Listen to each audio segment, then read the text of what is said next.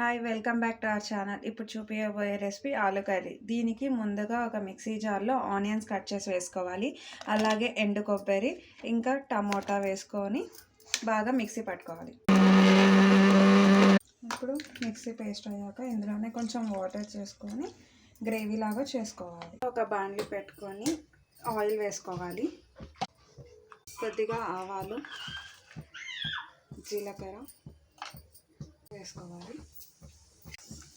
Mixie పట్టుకున్న paste వేసుకోవాలి.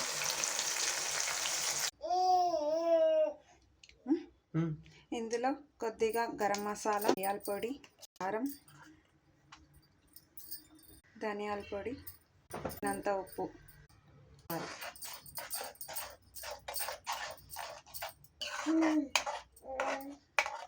ఇలా ఉడికేటప్పుడు ముందుగా ఉడకబెట్టుకున్న బఠానీ. Thank you.